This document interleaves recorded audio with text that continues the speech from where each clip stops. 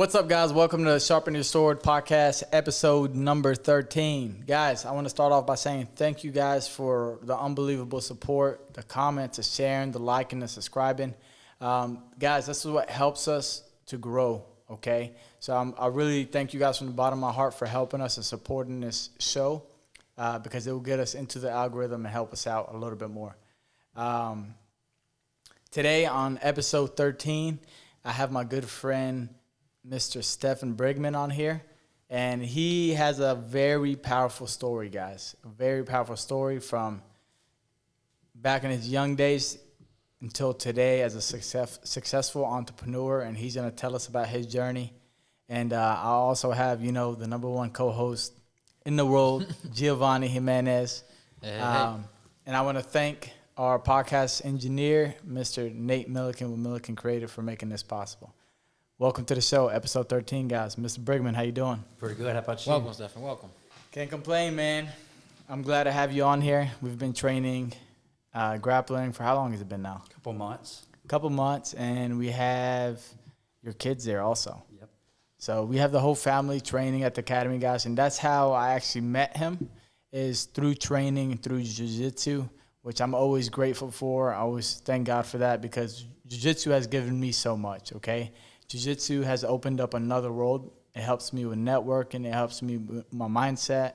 It helps me with a lot of things. But one of the biggest things, it helps me connect with people like you, and it's unbelievable how many wonderful people, successful people have come across my academy.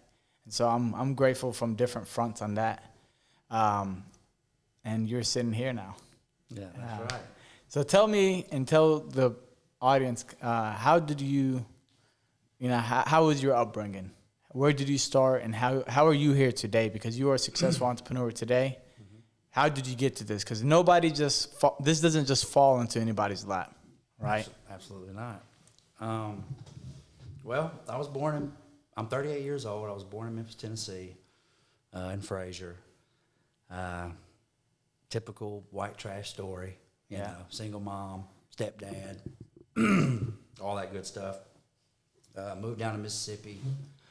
When I was about 11, man, I had like a natural ability to play the drums. So I started playing the guitar, playing the drums, got into like the music scene. And I played my first show when I was like 13 years old. Really? Like I wasn't even supposed to be where I was. It was like midnight. I wasn't even supposed to be there. So I like played, my first show. So what were you doing out at midnight at 13? Playing a show. So, living that kind of not rock star, of course, but, that lifestyle, I got introduced to, smoking pot and cigarettes and drinking and just that kind of lifestyle, the party, rock and roll lifestyle. And then, so I did that for a while and got really good at it, and started kind of kicking it with the wrong people. And I had a son when I was 16, so, wow. I was a baby, having a baby. And by the time I was, 18 years old, I was a full-blown drug addict, I'd work, I worked in like the fast food, just trying to make ends meet. Yeah. I had a son on, a little baby son. I was a baby myself. And then, slowly started kind of getting into crime and stuff like that just because it just kind of comes with it. Yeah.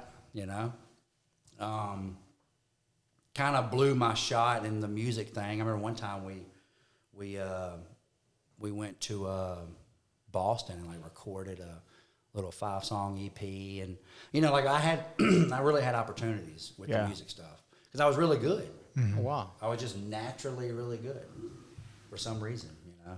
I remember too because my mom was like, one day I went over to a friend's house and they had like a drum set over there, and I think I was like 11. And I got behind the drum set, and I was just like, and they had like one of them little press button recorders, you know, where you can record it on a tape player. I know you don't remember those, but No. Yeah. but he said no. But so I started, you know, just playing it. Yeah. And I recorded it. And I took it home to my mom, and I was like, you know, check this out, Mom. And she was like, oh, that's good, you know, but you got to hit that bass pedal. So I was like, oh, okay. So I started hitting that, you know. But anyway, so I just had a natural nook for it, you know.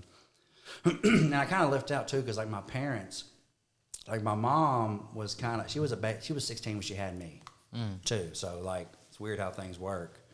You know, I was 16 whenever I had, you know, Dylan and stuff. So my mom and my stepdad, when I was like 13, I mean, they started smoking pot with me. You know, Really? yeah. You know, and I'm not really saying this to like bash on my mother. I love my mother. You know, it's my mother. But yeah, you know, we smoking pot, 13 years old, my parents, you know. I quit school in 8th grade when I was 13. You never went back? Never went. Well, I had to go back because when I was 16, when I had my son, somehow truancy got involved. So they were like telling my mom, we're going to take you to jail unless he goes back to school. So I had to go back to school until I was 17, and then I just quit again. So yeah, so, you know. But anyway, so, you know, it just really just started a whole negative process in my life. And I thought for sure I was going to, like, stay there. Yeah. Just from, like, my family history, I really thought I would stay there, you know. And then, you know, I've been to jail multiple times and just getting in trouble. I just really couldn't ever, I say catch a break, but I just couldn't get a grip on life, you know, on being responsible, on, you know, doing the right things.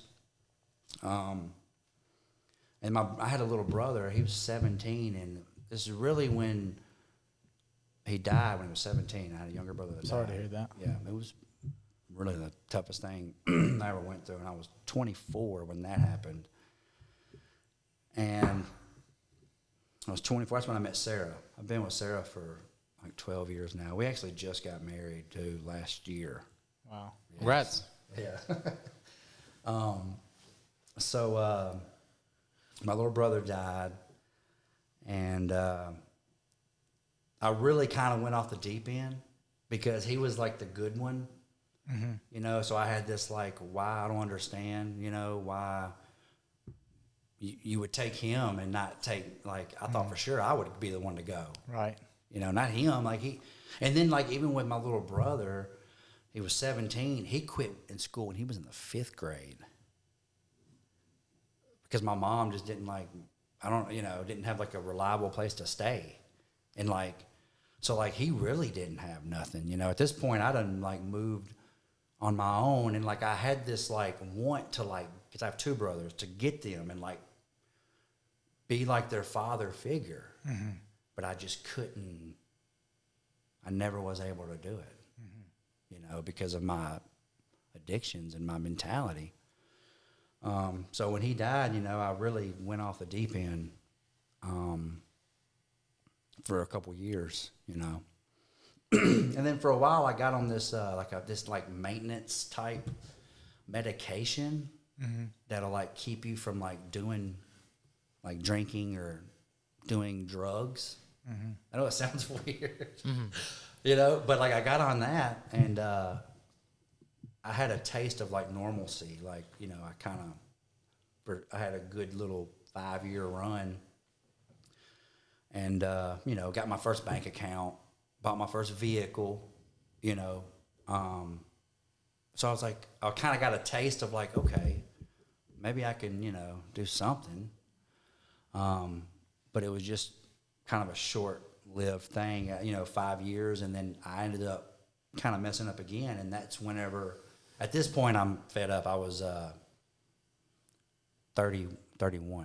I'm 38 now. I was 31. And I just kind of, I don't know if it was a combination of things, I guess. Maybe I was getting older, maturity. I was sick and tired. And I was just ready. I was really ready to change, you know. And I remember, too, it was like a real, because this was the final time, I've been to jail a couple of times, okay? And this was the final time that I went. And this particular time when I got out, this was in 2017. And when I got out, I didn't have nothing. I didn't have a place to stay. And miraculously, I got a place to stay. So I went there, and then the next morning I woke up and I was like, man, I don't even have a toothbrush. Like, I don't have nothing. So I walked to the store. I was going to pocket me a toothbrush. I was going to steal a toothbrush so that I could have a toothbrush, because I didn't have a toothbrush. So I'm walking up to the store, and you know how, like, some people say, like, I'm really leaving out a lot of stuff, you know. Maybe it'll come as we, you know, as we do whatever. But some people, you know, say they hear the voice, like the voice of God. And, like, I heard the voice of God. That gave me goosebumps. I heard the voice of God say and tell me, if you go get that toothbrush, your life will be the same. And I turned around, and I went back. I went inside. I walked into the bathroom, and there was a toothbrush and some soap and some stuff on the counter, and the lady who let me stay there, which was Sarah's mom, was like, I put you some things you might need in the bathroom. Damn. And it just started. Then the next day I went to work with a friend who paid me $100 to help him, and I painted the whole, like, the outside of the house. You know, I was just like, something kind of clicked. Mm-hmm. I mean, I felt like God told me, like, bro, you know, he told me not to get the toothbrush, so I didn't get the toothbrush. And it really, my life has been different ever since. Man, that's powerful. That's powerful. Yeah. That's very powerful, man. The only thing I keep thinking about as you're talking was, like, don't judge a book by its cover. That saying, you know, like, it's a cliche saying, but, like, if I was to know you back then, for example, I wouldn't expect you to be here now. If that makes any sense, right? Like, if with you saying everything that you're saying, like, for the people that don't know, Frazier is one of the worst spots in Memphis right now, North Memphis, right? Usually a lot of people can't get out of it.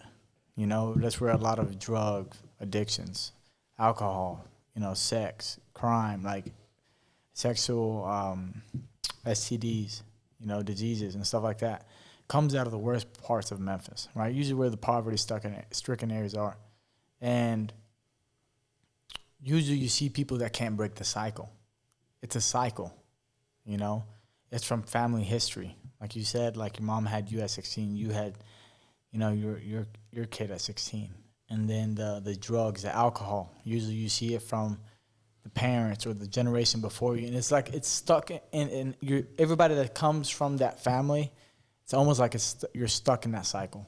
And that's a sad thing about it. You know, if you don't find the right person, if you don't walk across the right person, or help finds you, or you find help, or a miracle, God is talking to you. Like, I believe in God. So when you say that, like, some people may hear you and laugh at that. I believe in God. You know what I'm saying? So I believe in what you're saying. And so, like, sometimes it may be something like that. Like, God's, like, looking out for you and say, hey, man, this is it. You know, something needs to change. This is your last chance. Yeah, like, you need to fix yourself, you know? And so I wouldn't laugh at that. Like, I believe in that stuff. So it's just, like, honestly, I don't know. You told me, like, hey, you know, I have a lot to say. Now I see what you're saying. You know what I'm saying? So saying don't judge a book by a cover, like, you're the perfect character for that. Yeah. You know what I'm saying? Because look at you now, man. Like, God bless you. Look where you're at. You know what I'm saying? And it takes a lot of work, man. You know, like, even, you know, like, when that happened, and then, you know, I go to work with a friend of mine who gives me, and then, I start going to like a program to like, it's like a 12-step program, kind of like some guidelines to live by, to recover, and it took a lot of like, I actually ended up, I moved into a halfway house, it's like a home that you go into that has a big group of guys that are all trying to get sober in it, and you live there together, and, I had to really like start going to meetings. I had to really like work on myself. I had to really, and that's another thing about like in my sobriety, it's like a fact facing. You have to face like the facts. You have to face, okay, yeah, you were a bad dad. You were a bad friend. You were a bad son. But like, like I was telling you earlier, you don't have to, like when she literally, because when you go in there, you talk to other men, about, you ask them what to do, how to stay sober, how to do the right thing.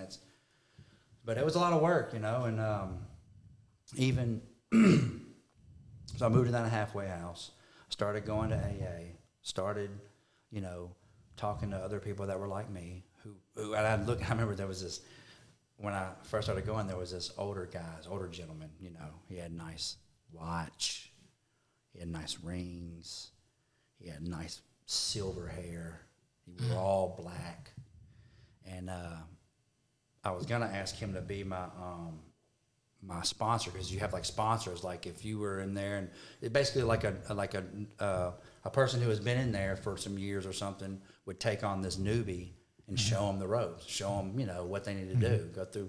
And this man, he has like we were outside and smoking cigarettes. I smoked cigarettes then, and he's like, I'm sitting there talking to him, and he's like, he reaches up to his watch and he goes, crank, and his Cadillac crunk up. I was like, wow. Come to find out, he was like, he just had a button in his pocket, and he was like, he just did it. But like, I was like, man, I want to be like that, That's funny. So, so I just aimed to be like him, and that's what I did. And, started just kind of working, saving up money. I remember I got a little minivan. I worked out of a minivan for 2 years. Painting, refinishing tubs, and I made good money doing that, And also, like I was telling you, I was playing in a band with somebody, because I started playing music again, because that's my passion, Now I have jujitsu as a passion too, but music's was my original OG, so I started playing in a band with a couple of guys that were also in AA. So there, I just surrounded myself with like-minded people. Like, I cut my family off. I didn't hang out with none of my old friends. It was all new people who, were trying to get their life together. And a lot of them had their life together. So I would see them and be like, man, they got cars, they got a house. That's what I want to do. I want that, And I got in a band with a guy, and he was like, telling me about, I refinished tubs at the time, and he was like, hey, I got some tubs you can refinish. So I started refinishing some tubs, and then he was like, man, if you go get you some insurance, I will give you houses to do. And I was kind of complacent because, I made, $2,000 a week doing that. I mean, back, 5, 6 years ago, that was good money. Yeah, real good money. Yeah, like I could I couldn't go to Disney World or go on vacation. Yeah. I never been, but I could live and save money, and so when he told me that, it was kind of uncomfortable to even play with that idea. But I talked to Sarah about it, and we lived over there in South Haven. I was renting a little house, it was a nice little house. And I was like, man, I'm going to do it. And I did it. And so I started refinishing a couple of tubs for him, and then he started handing me houses, man, and to do, you know, to go in there and paint and just fix. And man, I was good at it. I was good at getting a budget on something and saying, okay, this item pays me this amount of money. Well, I'll pay somebody this amount, and I'll keep this amount for the material and the, you know, my percentage or whatever. And I just had a nook for it, man. And kind of took off from there. You know, I started doing, I'd finish one house, he'd give me another one. I'd do another one. I'd do another one. Then he was like, hey, can you take 2 houses? Yeah, I'll take 2 houses. Give me 2 houses. And then I have to start getting like more people, you know. I'd have to get like a second crew of painters, you know. And then, and then I remember one time when this was probably I was probably like 10 houses in, and I guess they bought this whole little like, not a neighborhood, but like a cove or something. Like a big like not a cove, like a street that went down with like, it was like 30 houses. Wow. You know, and they bought the whole cove. So I would like I just went down the line, boom, boom, boom, boom, boom, boom, boom, boom, boom, boom, boom. And I was just like, we were just, you know, getting good. Yeah. And, and man, it just took off, you know. That's crazy. But during the whole process of you going to AA and getting sober up, right? What was your mindset during that time, right? Because obviously you said that God spoke to you, right? Mm-hmm. And you're like, man, this is not me. Like, I shouldn't do this. Yep. Right? So after that, what was your mindset? Because obviously there's always still going to be temptations and all this other stuff and challenges. So what was your mindset to improve? Man, God has a lot to do with it, because like there's a and working with another man who basically tells you, you know, I remember like I never had my driver's license. Never.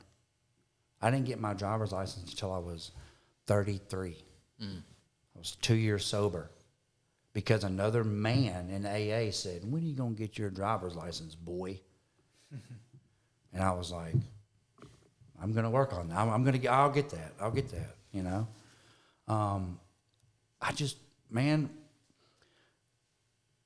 it was more, I was just dedicated, man. I was ready. I was willing to do whatever it took to save my life. And if that meant getting down on my knees and praying every day, and for probably for 1 year straight, I would pray 20 times a day. God, grant me the serenity to accept the things that I cannot change, the courage to change the things that I can, and the wisdom to know the difference. Like, I would just, if I had like some fear, I would just pray, you know, and it would like, you know, and then like once I started easing up on that, then it was like I started getting a little bit of gratitude. I was like, man, maybe I can do this, you know, maybe I can actually stay sober. So I would like help someone. As long as I like help someone, it would take, you know, whatever worries and fears that I had away, you know. I'd see somebody, I still try to keep money just on me, just to give to somebody who's got a sign or something. Yeah. You know, so like helping, you know, not to try to, the mindset I had was not to take everything so, not to take myself so serious, if that makes sense. It does make sense. You know, like it was a very serious time, but I had to really like let go and like not, you know, think about, okay, well, I got to get my custody back of Dylan. I got to do all these things. I got to, you know, I just had to like let that go and just focus on today, stay sober, go to work, do the next right thing. As long as I do the right thing, like turning away and not going to getting that toothbrush whenever, you know, or not lying to somebody, or, you know, whatever it may be, like the next right thing. As long as I would just do the next right thing, things just started happening. you know, and it just fueled my my want and drive to just really make it work, you know, really make it work. You said something very powerful, and one thing you kept repeating was, I had to do the work. I had to do the work. And then right now you said, I need to do whatever it takes to change my life, right? I've never partaked in any drugs, alcohol, and stuff like that. And so I don't know exactly where you're coming from, right? Mm-hmm. But I've been around, the last 5 years, I've been around a lot of people that are clean, that are sober, right? And it's so many more people than I thought. It's unbelievable how many people it is, you know? And the amount of work it takes and the mental strength it takes, the dedication it takes to get clean, it takes a lot of work, man. It's not easy. And so for me to hear everything you're saying, dude, and then it's not like it started with you. That's the thing. It started with your family before you. Oh, yeah. Right? Years and years of it, yeah. You know, so this is almost like there's this thing that they say, like, when it's somebody before you, it usually the kid's going to end up the same way, and then your kid's going to end up the same way, right? But it takes one dude like you that says, hey, I'm done with this. I'm going to do the work. And a lot of people don't understand that you just need to do the work.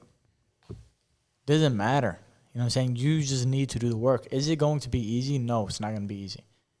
But if you want to change your life, if you truly want to change your life, if you truly want to change the life of the people around you, the loved ones that you have to do whatever it takes. There's no other answer for it. There's no other way you would be clean today if you didn't do the work. Yeah. It's not possible. You know what I mean? So that's really why, like, whenever you were like, because I've heard you several times talk about putting pen to paper. Mm-hmm. And that's a big thing in the sober community. Mm-hmm. You know, you have to put pen to paper. You have to write down your flaws, you have to write down your goals. You have to, like, put that pen to paper, you know? Mm-hmm. So that's really why, like, some of the things you say, I'm like, bro, and even, like, whenever I came to the gym, and I remember, like, I want to say, like, I was only there for a couple weeks, and one day you were, like, sitting there and you were, like, some party was coming up, the kids' party or something, and you were like, if anybody shows up drinking or high, you're done. Mm-hmm. You won't, I don't care if you paid the whole year. Mm-hmm. You're done. And I was like, I'm in the right place. Yeah. I mean, I was like, I'm in the right place. Yeah. You know? And a lot of people don't like me for that. Some people like me for that. Some people don't like me for that. But I don't care. Yeah. If you don't like me for it, I don't care, because ever since I was younger, I've been around people that have done drugs. You know, I've been around people that have done alcohol. But something in the back of my head, or something always told me, like you said, God spoke to you, it was always like, don't do it. There's been times I've been very tempted to do it. You know, if my dad ever listens, my mom ever listens to this, they're going to probably call me, cussing me out here in a little bit. But there's been times I've been in situations where, I mean, cocaine, drugs, alcohol, everything is there, right? And something always told me don't do it, and they'll put peer pressure on me, you know. And something told me don't do it, right? But I've always watched these people that have been around me, and I would see them doing this stuff, and their life never, like, they almost never see success. You know, there's some successful people that drink and they do cocaine, right? Like, we know that. You know what I'm saying? But for the majority of the population, usually these people don't see success. You know what I mean? And I was like, man, there's a correlation to this. It didn't make sense to me back then. I was too young to understand, but there's a correlation. You guys are drinking all the damn time. You're partying all the damn time. You're smoking pot all the time. You know, you're doing all these drugs, but you have nothing going on for you. You're not going to work on time. You're calling in sick all the time. You're skipping school. You know, you're talking about your best friend behind his back. You know, you're sleeping with his girl. You're cheating on this person. Like, there was always just everything was negative that I saw with it. And so I always knew, don't get near it. You know, just stay away from it. Doesn't matter the peer pressure. And then I started learning the struggles that people have. That people that want to change their lives, and they can't break the habit. You know what I'm saying? And they're like, man, this is crazy. I want to help people, you know? And then I saw the people that were like, oh, I drink just for social drinking. But if you tell them don't drink, or they weren't supposed to drink that day or for whatever reason, they can't put it down. You know what I'm saying? Because for me, if you're going to social drink, you should be able to put that drink down. But if you can't put it down and be done with it, there's a bigger problem. But a lot of people use that as an excuse. Like, hey, I just social drink. That's why I don't quit drinking.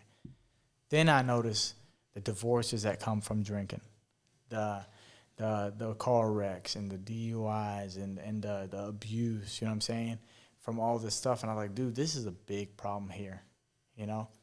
I'm a Muslim, but in our society, in our religion, our culture, there's no drinking and alcohol, drugs. Like, that's forbidden, you know. You would almost be ashamed. You'd be almost like kicked out of the family if you did it, you know. Now, there's people that still do it, and it's known, right? But it's very, like, no. And so, but I noticed in this country, man, you know, people say, well, why you say this country? I was born and raised in America, so I'm an American, guys. Don't think I know what you mean. Picking and pointing. But in this country, that's a normal thing.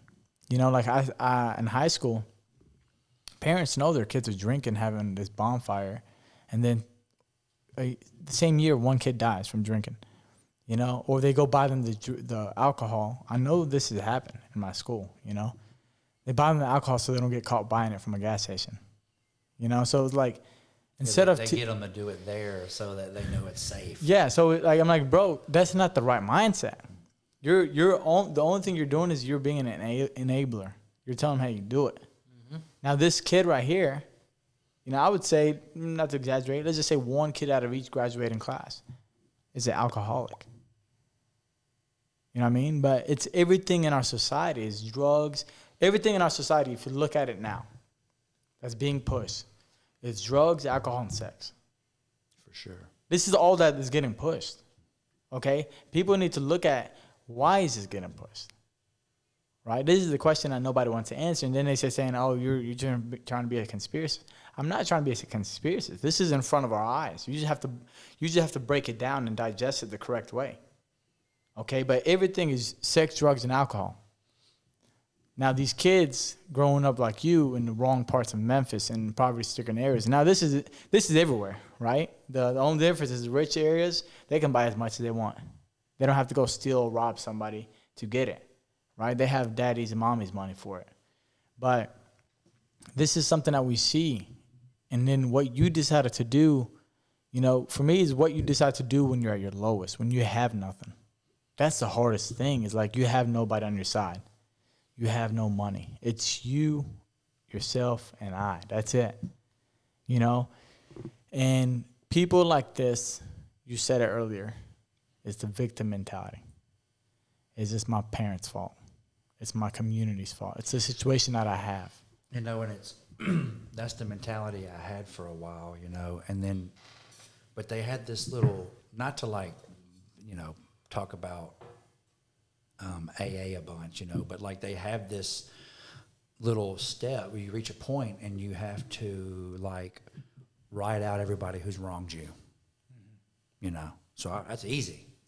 I'm gonna big old list. I mean, I'm hammering it, you know. I mean, God was even on the list for taking my brother, you know. And then it's like, okay, explain what you know, how they hurt you. So then I'm writing that down. And then the last column says, okay, well, what did you do to like, what did you do to put your, what did you do? Wow. Find what you did. So then I'd be like, you know. And then like, cause you know, Sarah was on the, you know, like I had, you know, close people to me were on the list just because, you know, everybody's wronged me, you know. But, you know, then I have to think, okay, well, what did I do to, what did I do to my mom? You know, okay. And then before I know it, at the end, I'm like, man, I'm the problem. Yeah. Like, what, you know? So, like, you know, while you were saying that, like, that was a big part of it. Nobody wants to accept that, though. No. You know what I'm saying? Because the easiest thing, me and Gio had this talk so many times. The easiest thing to do, man, is blame somebody else. You know, I'm not married, 100%. but I'm around a lot of. I do what I was doing to you. I was asking you questions. You're like, this man just sat me in the chair, started asking questions, right? I do this to a lot of people, right? And I do this to a lot of people older than me, people that are married, people that are successful in different ways, like marriage, you know, business, whatever it is. And I always ask these questions, but like, for example, if you see two people that are getting divorced, they're always blaming the other side, but they never did the test, like you said, write down, what did I do wrong? Or what could I have done better? Oh, I didn't spend enough time with her. Or I'm always out until midnight. Or I'm always out with my boys partying. Or I'm doing drugs and alcohol. Or I'm always working all the time. I'm not spending time with her. I'm neglecting her. Or I'm cheating on her. Whatever it is. And then you come up with this whole list of that. It's your fault. Things that you could have done better. And in order to make something better, instead of waiting on the other side, you need to do it. Start doing it yourself. You. Yeah. You know, it starts with you. You need to start putting one foot in front of the other and start doing the work. And so what you did, man, is like saying, hey, I'm going to do the work. You know, I'm going to change my life. Forget blaming these folks. You know what I'm saying? And even if I don't blame them, what are they going to do for me? Yeah. You know, so that's very, very powerful, dude. That's crazy, man. That is crazy, especially because I think especially like your circumstances, right? You came from Fraser, right? After a place. It is very easy for you to fall into that trap, right? But what was your mindset back then? Because this is like, for you to overcome that, like that's really badass. Because a lot of people fall short, you know, with all the temptations, and it's also being pushed. Everybody wants to be distracted, right? Alcohol, everything distracts you. But what I'm curious is like, how did you prevent being reversed back to that? Because in the future, when you got hosed down, how did you prevent from going back to that mentality where it was like it's other people's fault? Well, like I was talking about this little guidelines of like these steps that you do, you know, it had, you know, not only did I have to do that step, I also had to like think of everybody that I've wronged or stolen money from or whoever I, you know, owed an apology to, and I would have to like go and apologize to these people and make amends and say, hey, I know what I did wrong. If there's anything I can do to make it right, you know, tell me what to do. I'll do it. And then there's multiple steps of doing, and then once you get to like the 10th, 11th, and the 12th step, it's like a continuing process. Like you take inventory of yourself. So you think, okay, what have I done today that was negative? Have I told a lie? Have I said anything mean to someone? Have I not helped someone? You know, what have I put into the world that, you know, isn't good? You know, so like, you know, you'd have to like take inventory of yourself, and that really helps. I mean, believe it or not, it really helps. And then, man, I knew that if I took a drink or a puff or whatever, that it would just start the cycle back over, you know? So it was never really hard for me to stay sober. It was actually easier than I thought it would be. You know, like in your head, you know, like somebody who is like always like taking something to make themselves feel different. Like you, just like with drinking, you know, oh, I'm just a social drinker, but you have to drink it to go out and be social, you know? So like I had to learn how to like do like, and I've heard you talk about this before on your podcast about doing things that are hard and awkward. I mean, I had to learn how to do everything over again. I had to learn how to like, you know, go to a funeral sober. Yeah. I had to learn how to, you know, be bored and be okay with myself. Yeah. You know? So it was really easy for me, man. And then like each day that went by, each week that went by, I got better. I got stronger, you know? And then like I started making goals. You know, I started making goals, started writing goals down. I started just hammering those goals. And, you know, I just started just progressing in life. You just build that momentum. Yeah, just built it. And I knew I didn't want to take a step backwards because I could hear God saying, don't go get that toothbrush, you know? So like, it was easy for me, you know, I mean, it was hard. Don't get me wrong. It was very hard. It was the hardest thing I've ever done, but it was like the best thing I've ever done. So it was like easy to like, you know, and then like, 2 years in, you know, I was like, you know what? I'm going to quit smoking. I quit smoking. I haven't put down the caffeine. I still drink a lot of caffeine. You know, like a lot of caffeine. But, you know, so the mindset was just, man, I was just determined, and I really had to, like, give it to God. I mean, I know, like, that's a cliche thing, but, man, it works. Yeah. And that's the thing, too, about, like, with AA, you know, they were like, it was pretty cool because, you know, they're like, we don't care what your God is. Just pick something and come on.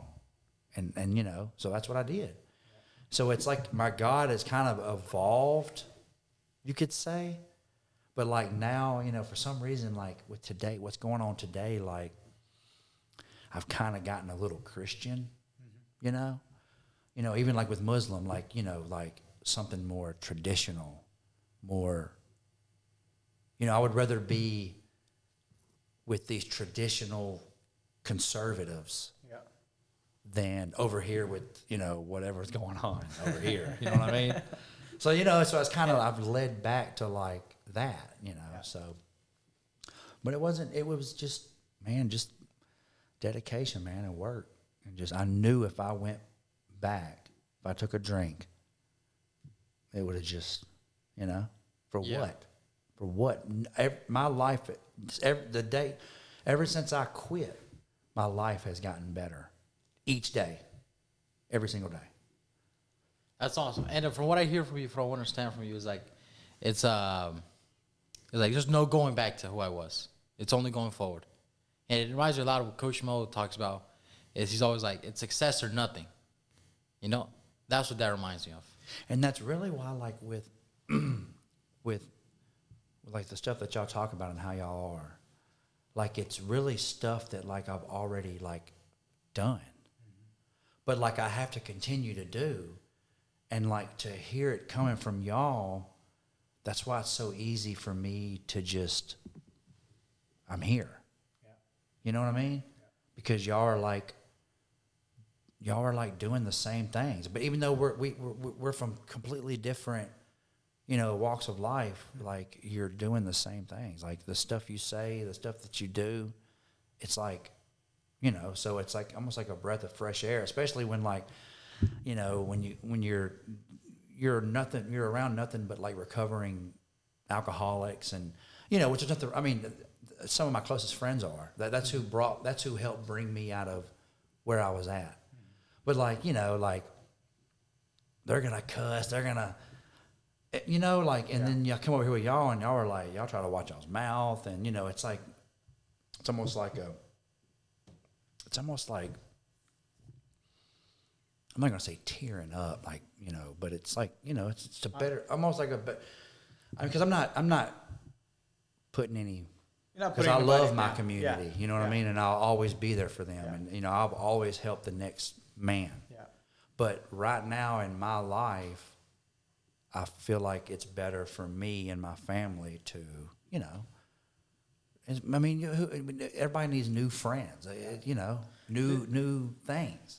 What you're saying, there's nothing wrong with it, right? You're trying to be very respectful to the people that helped you, that says a lot about you, okay? For me, it's like I never forget the people that brought me up. I never forget the people that put a hand out when I was laying down and helped me up. I never forget, right? But even those people, right, and I'm not talking about the group that helped you, but even those people sometimes fall behind. And you need another group of people to get to the next level. And I posted that today. In the video and the reel I posted today, I said, your inner circle is who makes you or breaks you. The core group that you're around as frequent as possible, these guys are who make you and break you, right? And so at the Academy, what I'm trying to create, and this is not just at the Academy, this is who I'll hang out with. Like if you can't this is the last 2 years I went on this kind of like self what is that word? Improvement. Self-improvement, self-development era, like trend. Like I'm gonna just be as the best person possible. That's my goal, is to be the best man possible, the best warrior possible, you know? And in order for me to do that, I have to cut everybody that can't hang at that level off, and I have to be around the people that can or want to be at that level, or keep them around me, right? And I'm not saying the guys that I don't hang out with anymore that they're not good people, right? But I'm ready for the next level in life, right? And so that's why, do I cuss? Yes, I cuss. I dropped some words here and there, you know? But I try to keep it clean as possible. No cursing, no drugs, no alcohol, you know what I'm saying? No running your mouth with ego, you know? No stepping on people. If you can't, you have to be able to help people and do better and put in work. That's all I ask. Yeah, because, you know, and it makes me, it kind of goes back to, with me at least, my life, you know, God has allowed me to create a great life for myself, you know, and I have to remind myself that I'm just, you know, was once this hopeless case of, you know, and if I don't help people, well, why did I get all this? Yeah. You know, like if I'm not going to like go out of my way to help somebody, then why am I even here? You know, so like I feel that, you know, the helping people part. And that's the whole thing, man, is like, in order to grow and succeed, you have to give back. You have to help. You know what I'm saying? I always say this, is like, we're put on this earth for what? We're not put on earth to walk around and shit and go to sleep. You know what I'm saying? We're put on earth to help people, to serve. That's what we're here for. You know what I'm saying? It doesn't matter which religion you follow, you know, if it's the main three religions, right? It's usually the same idea. And that's the people that I try to hang out with. This is our concept. This is our idea. Why do I try to enforce this? Because everybody else is just with the BS, with just the bull crap. Like, hey, sex, drugs, alcohol, and everything's about me. Well, if you hang with those people and you look at these people, they haven't moved the needle. The needle's not moving. They are in the same exact spot. You know what I mean? And so that's why I'm super strict about that now. Because like I said, the last 2 years I decided, hey, this is what I'm going to do. You know, this is who I'm going to hang out with. This is who I'm going to keep around. Because I know this is going to affect me, and this is going to affect my family and the community that's around me, my academy, the people around me. So if you can't abide to these rules, you don't have to be. Yeah, I learned about, you know, that's boundaries. Boundaries, yeah. And I learned that in like an IOP, and like whenever you say that, and I have a lot of, you know, like guys that I grew up with that were like my best friends. And I mean, I still love them, but like, I just don't, and they kind of get mad at me. Yeah. Like, oh, you're somebody now, or you're not cool with us anymore. But it's like, changed, man. Yeah. Like I'm moved on to, you know, like, don't get me wrong. Like, and then like my son, he is always kicking it with one of, you know, but he's like a good friend. He's like a brother to me, the guy I'm talking about, you know, but like, just kind of negative, you know, like, but he's always been, you know, but he's like a good dude. He's a fighter too, you know, and he's just like hot-headed. Yeah. And I'm just like, man, you know, so like it kind of bothers me sometimes because I miss him. But I know that I'm in a different, you know, spot. I had to cut, you know, and I cut my mom off for like a couple of years. Yeah. Because I just had to. Yeah. You know. And what you're saying, man, it's so freaking powerful, dude. Like, I have a relationship with this person, and it's the same thing. You know, it's like, I love this dude, but I can't be around him. You know, it's boundaries. These are my boundaries, but also it's a standard. What is your standard? You know, who you want to become starts with what your standard is. Whoever you want to become, whatever it is, you have to have a standard for it. There's a standard. You have to meet this standard every day, right? And if people can't meet this standard, they don't need to be around you, because the law of association, the power of association. That's why we have the community, the society we have now. Or certain people, they can't get out of this hole. Okay? If you look at somebody that's complaining all the time, look at the 5 people around them. Just observe. Don't say nothing. Just observe. You know? Me personally, I can't be around. I tell Gio all the time. Like, I'm a weird guy, okay? I analyze everything. I analyze everything. Like, some people are like, this dude is freaky. I analyze the way you walk. I analyze what you wear. I analyze the way you look. I analyze the way you listen, the way you talk. I analyze the things that you do. I analyze every single thing that you do to the T. And I look at you and I say, because sometimes when he first started working with me, he was probably like, this dude's crazy. And I would tell him, like, why are you doing that? Or when he tells me something, like, why do you think that way? And we try to break it down. Because people say something at face value, but you have to dissect it all the way to the core in order for you to find out, why are you doing this? And then sometimes you figure out you're doing it for the wrong reason, okay? And so all these people around me, I look at them, and everything they do, everything they say, okay? One, I love this guy, Ben, okay? He's with me all the time now. He's a different person now, right? But it cracks me up because even on the last show, he said something that his mindset is completely changed from a year ago. It's a very healthy mindset and everything. But I was like, man, like, I'm looking at him, he's like, that's a standard that I'm talking about. Like, he's on that standard. You know what I mean? And so for me, when I see somebody, or like, I feel like an energy. I don't know if you feel energy from people. If I feel a bad energy, don't come near me. If I feel a bad vibe, or like a weak energy, or like a unhealthy energy, I can't be around you. You know, unless it's a business transaction, it's a business meeting, it's something like important, that's the only time. But I'll get it done and I'm out. I won't hang with these people at all. You know, there's a lot of people that they do what they did with you, like you're saying, like, hey, oh, you're a big shot now, or you're this now, you're too good for us now, you can't hang out with us, or you don't have time, like you're Mr., you know, big show, whatever it is. I get these people all the time, and I'm like, okay. A lot of them, I quit even answering. Like, there's a guy that called me 3 times last week. I just looked at the phone. I'm like, I'm not picking this phone up. I'm not going to waste my time, because I know he had nothing to offer me. Now, some people look at me like I'm harsh, right? Like, this dude is crazy. Like, he ain't going to pick up. I know the power of association. I was there at one point. So if I know you can't hang at this level, don't come near me. Yeah, there's that saying, like, if you want to see you in the future, look around you. Mm-hmm. Look at the people you have around you. You know, and I learned that early on.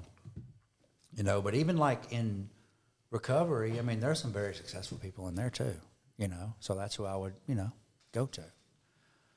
But, you know, most people nowadays are just, man, they're negative. Mm-hmm. Drama. That's all it is. Just drama. And I can't stand that. Me neither. I'd rather laugh with my kids. Yeah.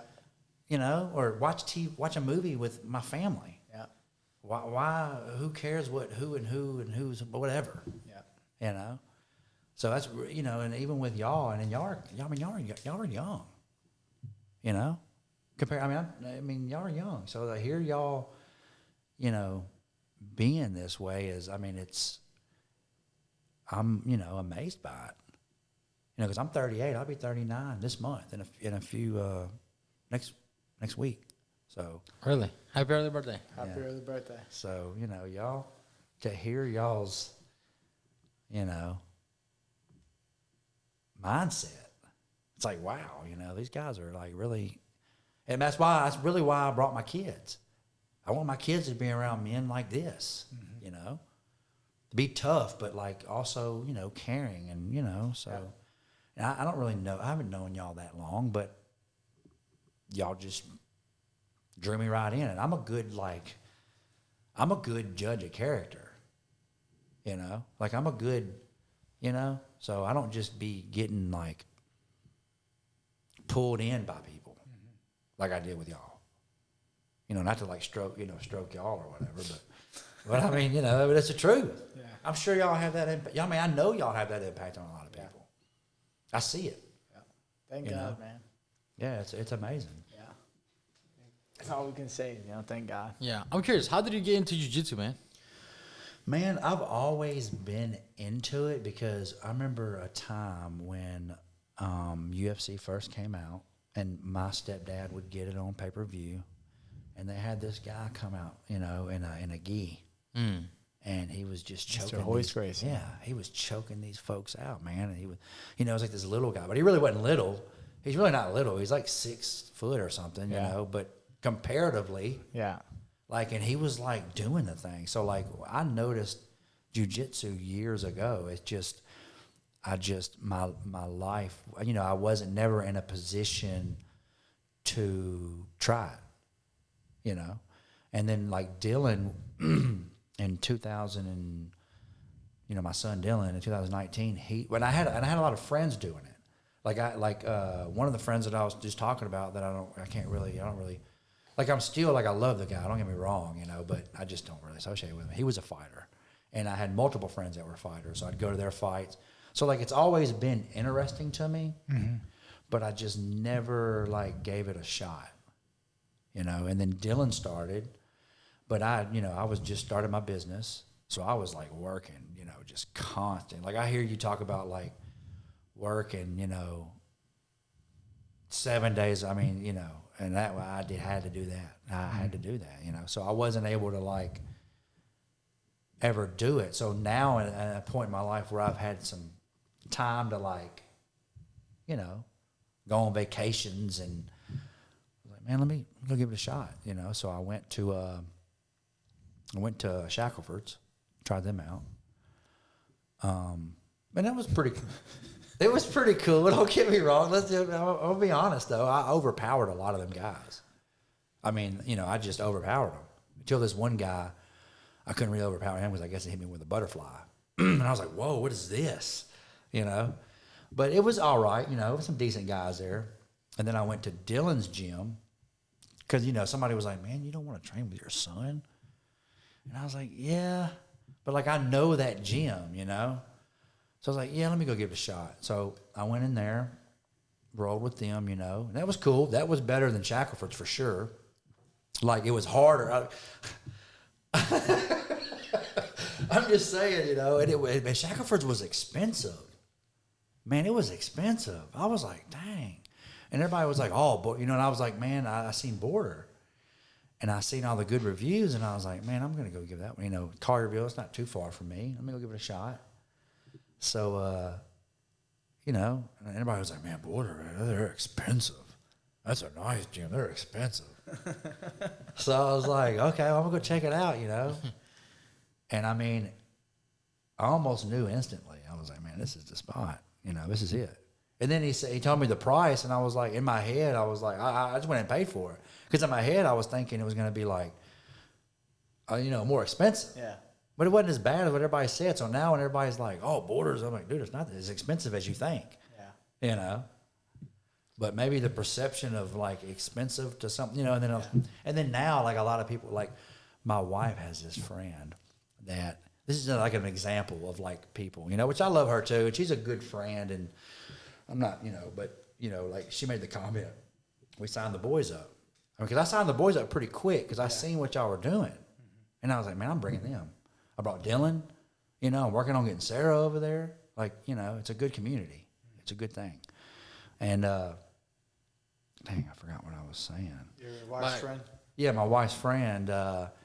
She made the comment of like, oh, jiu-jitsu, that's rich people stuff. I was like, no, it's not.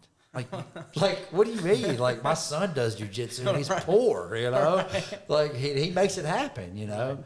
But, it's, you know, it's just that comment, like. Man, that just shows you, like, the mindset of people. Yeah. Because if you look, and this is, whoever's watching, you usually let me know if you get to this point. Let me know what it costs and whatever events that you have your kids in. But, like, jiu-jitsu is not expensive. People, like, the people that say that, like I said, remember when I said earlier, dissect it to the core, why you say something or why you don't do something. She probably doesn't do it because maybe she feels uncomfortable, right? She don't want to be grappling. Or maybe she don't have not even her, anybody. Yeah. That's afraid to do it, right? Or they look at you as you guys as doing something different. You guys are doing something not many people in your community are doing. Yeah. If you look at them, maybe how, 5 people. Yeah, and then how many people like have actually said stuff to me like, and then like they'll like kind of ask how much it is, and I'll be like, yeah, I put me and I put Henry and Oliver, and then they're just like, they start counting on their fingers. Yeah, they're like, oh, it must be nice. like, dude, you could do it if you really want to. That's the secret thing right there. Yeah. You can do it if you really want to. Yeah. And the whole point, if you look at, baseball.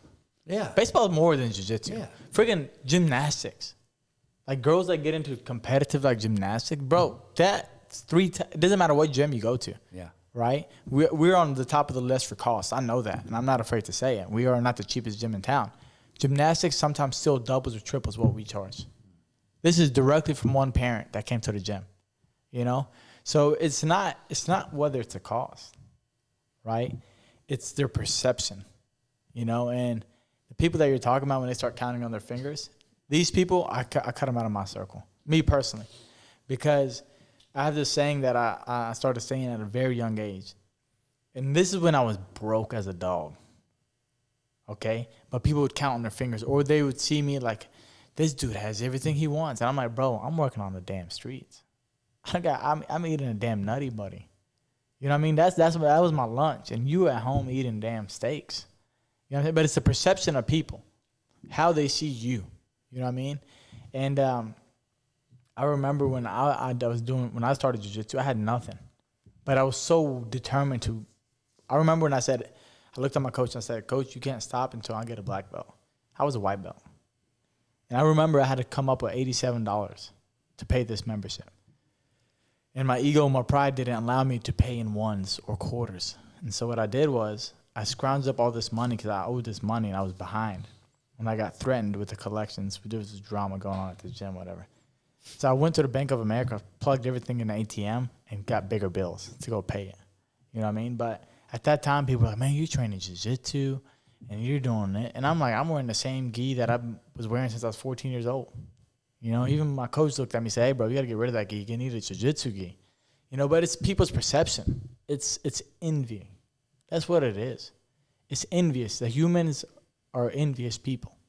They have a lot of jealousy. And so these are the kind of people that I'm talking about. I cut them completely out of my circle. If somebody makes a comment like that to me, done. There's nothing you can fix with me. I just cut them out of my circle because these people are haters. Because what's the point of saying that kind of comment? Yeah. That's what I think is like, what is the point of that? There's no point to, or like even if I paid, for example, if I spent $20,000 on whatever I spent, it's not your business.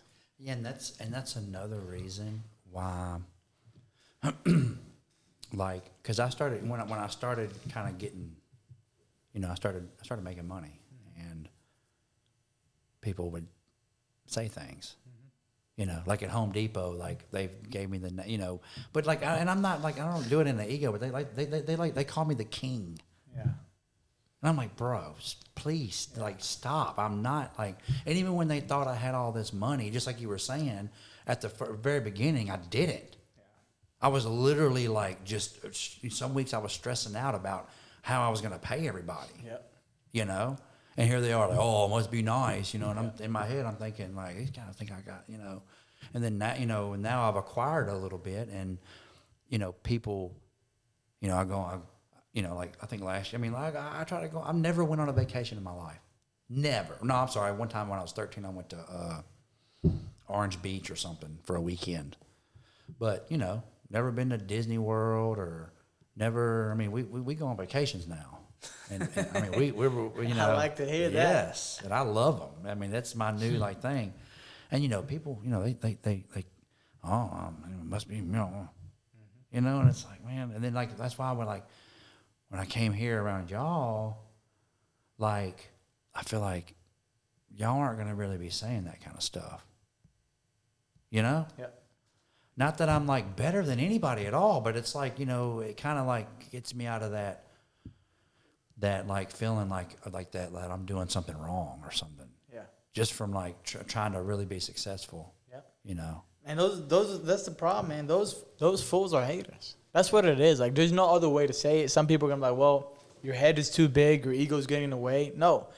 When you get successful, man, when you become successful, you will have those people around you.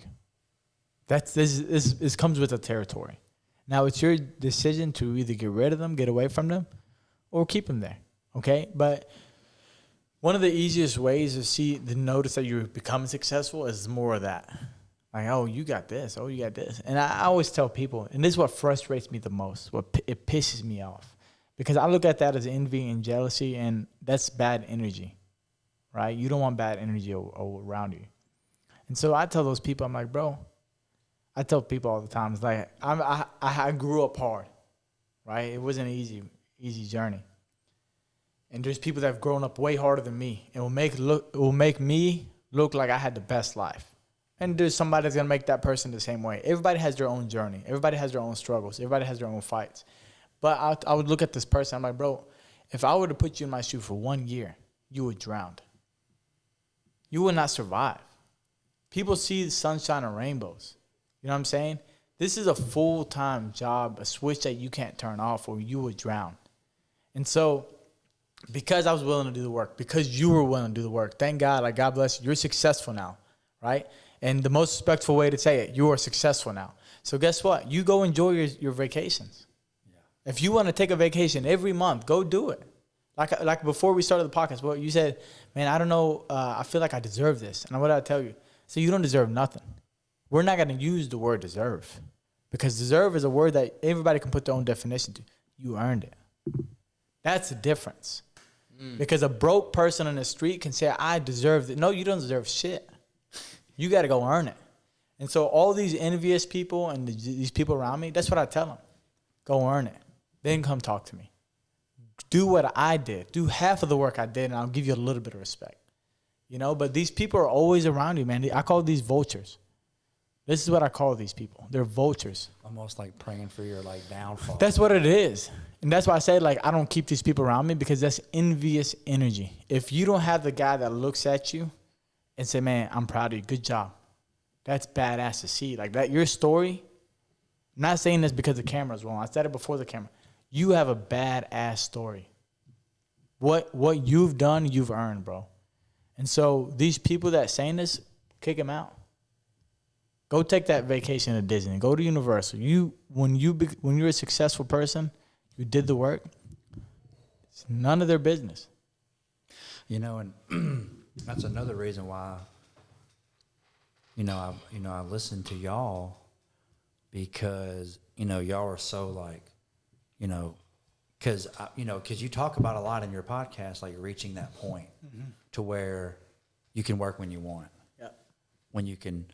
Like kind of, I guess, relax in a way. Yeah. You don't have to just, be just constantly just, and you can actually enjoy, but at the same time, you also don't want to just get like complacent. Exactly. So like, I don't want to get complacent. Yeah. I want to still try to improve. Mm-hmm. I still want to do better. I still want to accomplish more. So like that's why when I started hearing all the things y'all were saying, I was like, it kind of put me back at the beginning, like like keep progressing, keep trying to do better. Don't just get complacent. Don't just sit around and now that I got some money and I can do because money don't last. It goes. Keep moving. It just goes and goes and goes. Yep. So I don't want to, just because I'm successful right now, tomorrow could be different. Exactly. So like I also want to be smart. Yeah. I want to, grow. I don't want to just revert back to where I was. Mm-hmm. I don't want to be broke again. Exactly. And that's a lot of people don't understand like the mindset is what you said right there just kind of triggered me a little bit. In a healthy way, right? Because when you've been broke as a dog before, man, and you went through the struggle, your only goal is to not go back to that. And so some people will look at us and be like, well, like I look at you, like I told you I observe people, and so I see you, I'm like, this man brings his kids to jiu-jitsu. Most of the time, it's always you. Maybe your wife brought them once, or I think you were probably even with them at that time, but you're always bringing them to jiu-jitsu. It's at 4 p.m. 4:30, you're there, right? And so I'm like, that, to me, that's success. But why can you do that? Because of the work you've done. Yeah, because I remember times when we would get these houses, bro, that were, I'm talking about, nobody's lived in them for 10 years.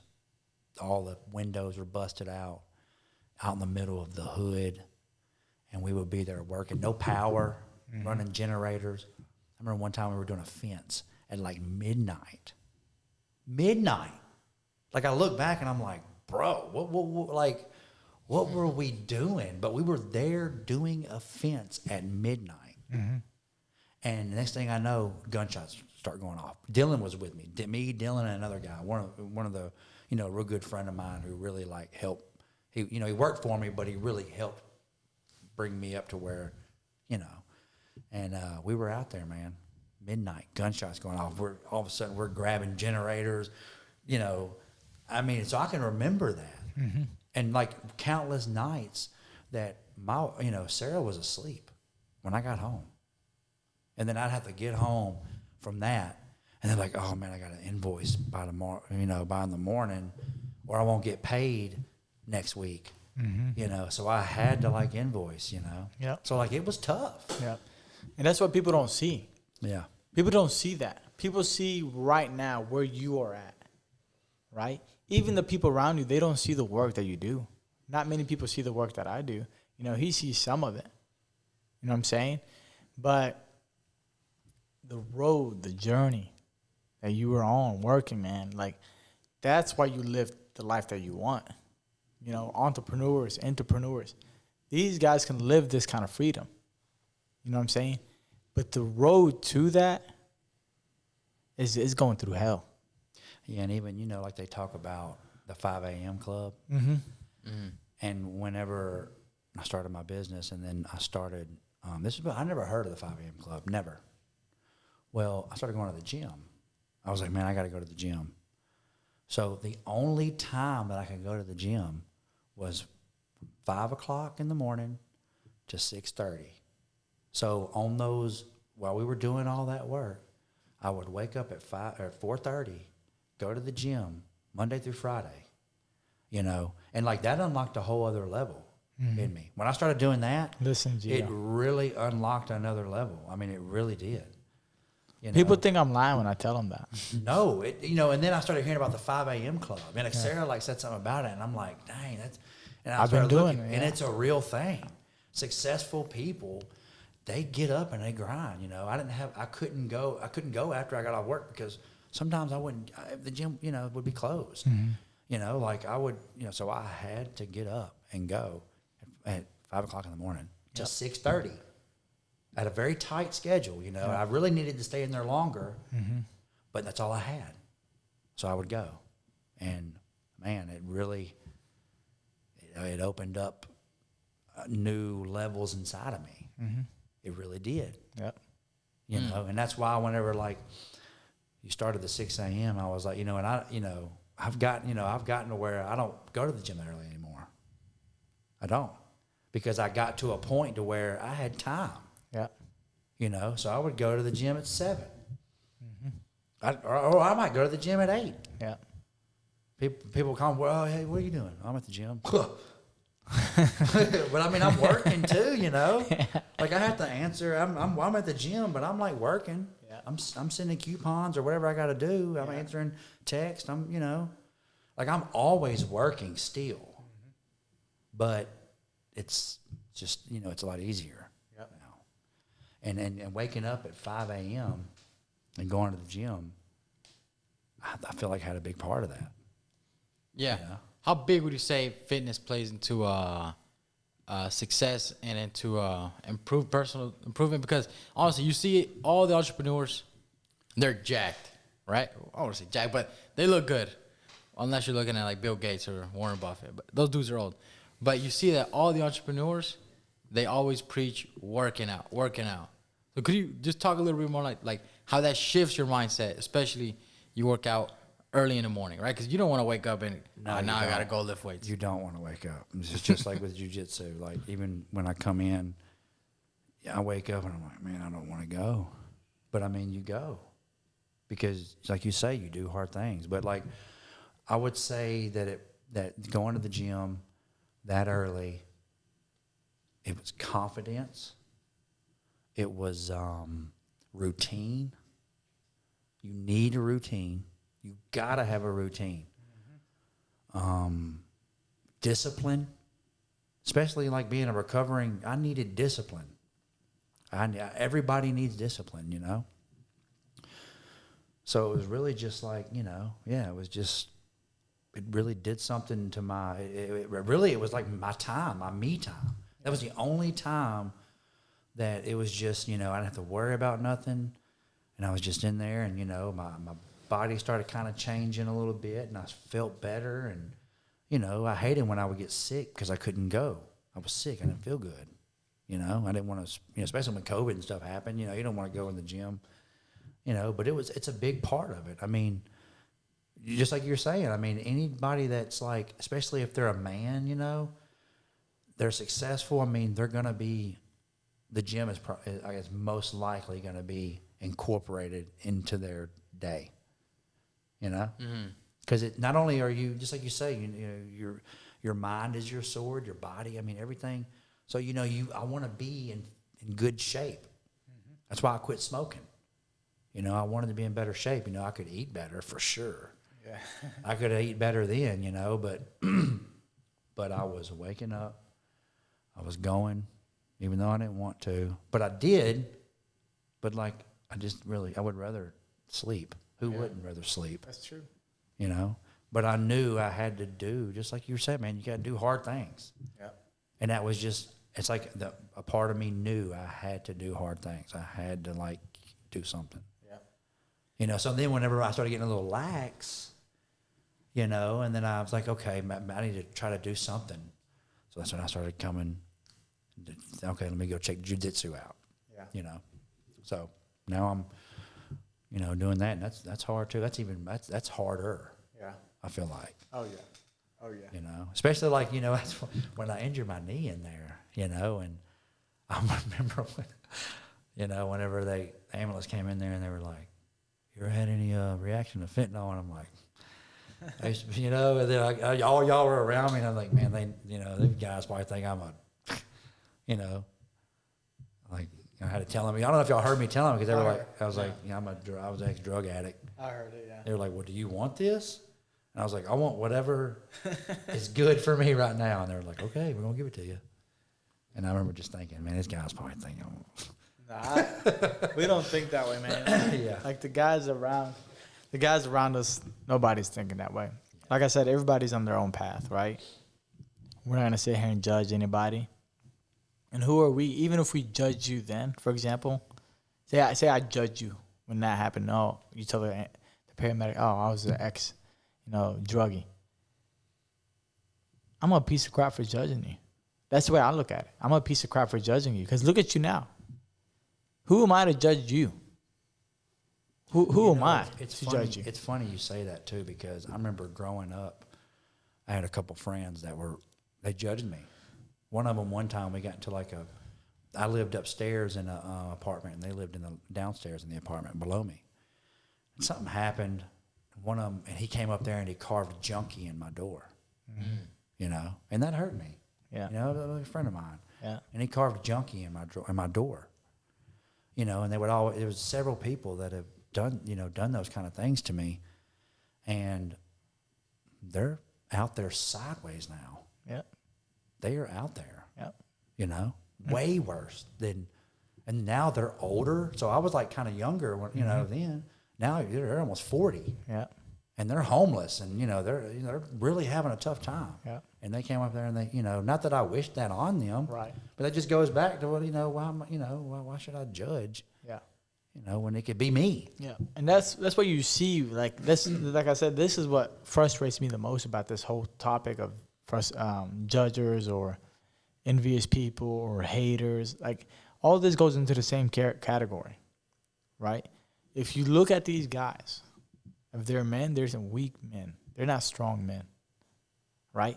A man should be proud of his brother's accomplishments, of his brother's success, right? I should look at you and like, man, congratulations, good job. You should be proud. I don't need to know you, right? That says a lot about what you have here, right? And if this is good here, you will see success in one way or another. It doesn't have to be money. It doesn't have to be materialistic things. It may be just, emotional maturity, mental health, good mental health, right? Which a lot of people don't have, emotional maturity. When you talk to somebody and they're crying and whining about everything going on, they're just crying and whining about them. I can't be around these guys. I cannot do it. I just can't. It irritates me, so I just stay away from them, right? But these guys, you look at them, where are they? They're not successful. You know what I'm saying? Usually you see the successful people want better for other people. They're usually trying to help somebody. If I knew you were struggling, little Johnny is struggling with this, instead of me judging him for being an alcoholic or this, I should try to help him instead of judging. I pick which way I want to go.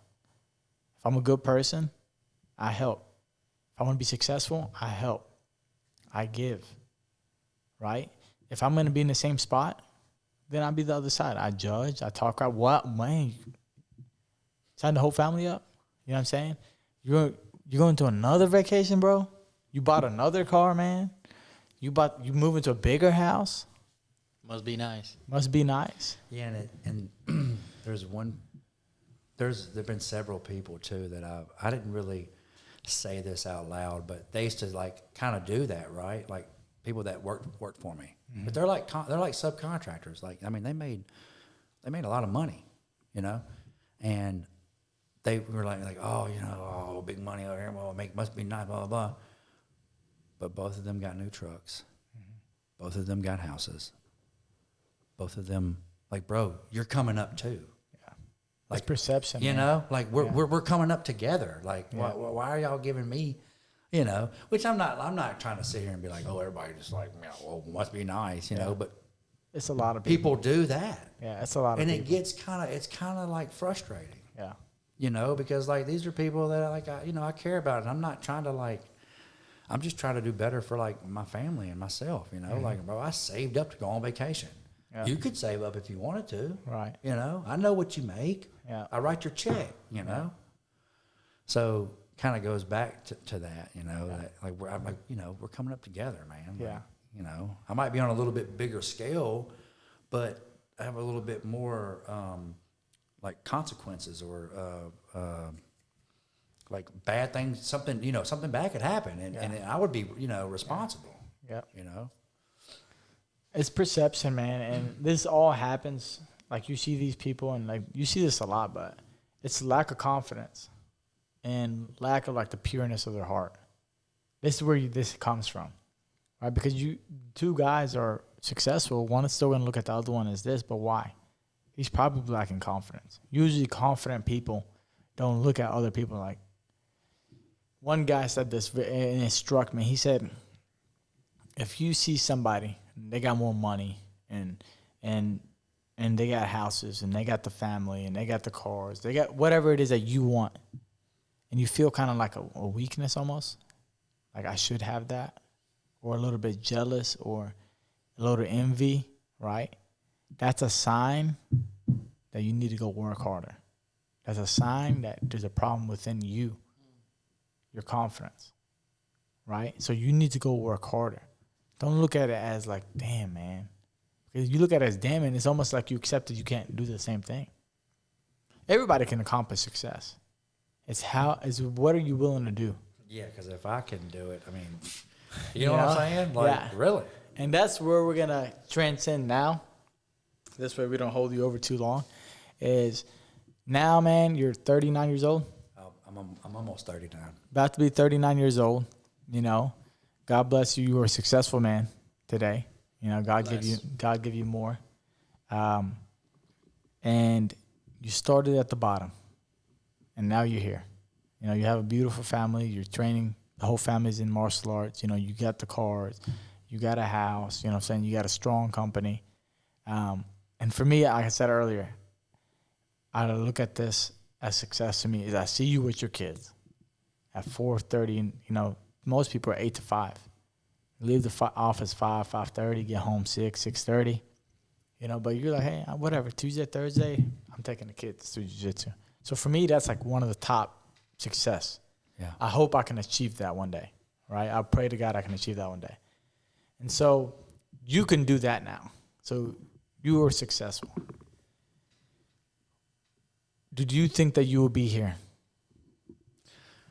I mean, kind of like what I was listening to one of y'all's podcasts, and you were talking about how like everybody has that feeling like, oh yeah, I'm going to be successful, but like we're not doing anything to be successful, but like we just feel that way. Yeah. You know what I'm saying? I know exactly what you're saying. So I mean, that's what you were talking about. Do you remember that? Yeah, I remember that. But By the way, me and him had the biggest, like not argument. yeah, We had the biggest debate in the back room at the academy about this. really? He was just telling me like, I just feel like God's saying I'm going to be successful. Yeah. What are you talking about? Like I know what you were talking about though, because like I felt that way because I was like a drummer and I was good and I thought, man, I'm gonna be something, you know I'm gonna be something. So I kind of had that feeling, but whenever I started my business, I did not know it was gonna be what it was. I didn't know that I was gonna have that much money coming through my hands. You know, not like that I have that much money. It's just, but you know, I had all this money coming through my hands, you know, and I was like, wow, you know, this is big. Like so I didn't really know. No, I didn't expect it. Just like I was telling you earlier, you know, if I would have wrote down when I first got sober, everything on a piece of paper that, you know, I wanted out of life, what I wanted to accomplish, what I needed, what would make me happy, this and the other. If I looked at that list now, like I would like, I would probably make me sad or something. Like, damn, I sold myself short, you know, because my life is way better than what I actually wanted in that moment. You know, like if I would have got a wish and just got that, you know, man, I would have sold myself short to what I actually, you know, got now. And even like, you know, like, and I know it could be like gone tomorrow. Like, you know, like things happen. Life is hard. Life changes. Change, you know, got to adapt to change, you know. So, so I try to like, you know, just that's really why I'm here with y'all. Y'all are just like, you know, so strong about this, you know, success and, you know, making it happen and being strong. And when you said, I'll never forget too when you said something about a man and women should be strong for themselves and God, or themselves and their family and their country. And I was like, man, you don't hear people like saying that. Yeah. You know? Like you don't hear a 22-year-old, 28-year-old saying that kind of stuff. Yeah. And like getting older men right underneath their wing. You know, like, yeah, like, you know, like it's almost like what do they call that? Like I can't even think of the word, like where you camaraderie. Yeah. You know? And y'all bring that. You know? So I'm just, you know, glad to be a part of it. I'm glad y'all just accepted me in. You know? I really am. Glad to have you, man. Well, we are glad to have you, but like I said, man, you wouldn't have stuck around if you weren't doing the work either. Yeah. Right? Like even I'm running a business and money talks. But for me, money don't talk enough at my academy. You know, there's no dollar amount that I will take for a bad person. Does that make sense? Yeah, yeah. Like and I see it. You know, the money's not going to buy me at my academy. The proof is in the pudding. Yeah. And so you can have so much money, but if you're not a good person, you got to go. Yeah. You know, and people think like, hey, I'm just saying that. I'm not saying it. You know what I'm saying? Because I don't want to be around those people. And then I don't want you guys around those people if it's at my academy. Because then it's a power association. Where did you meet this guy? At Mo's Academy.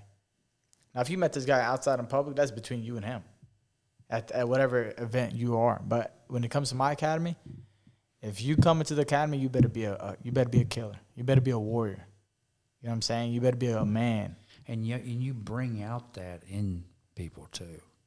you know, like you bring out that like warrior mentality, like, you know, and it's something that Khabib said. I know you're probably like, you know, but you know, I mean, Khabib's a monster, you know, but he said, talking about his son, that he is gonna train. He don't have to fight.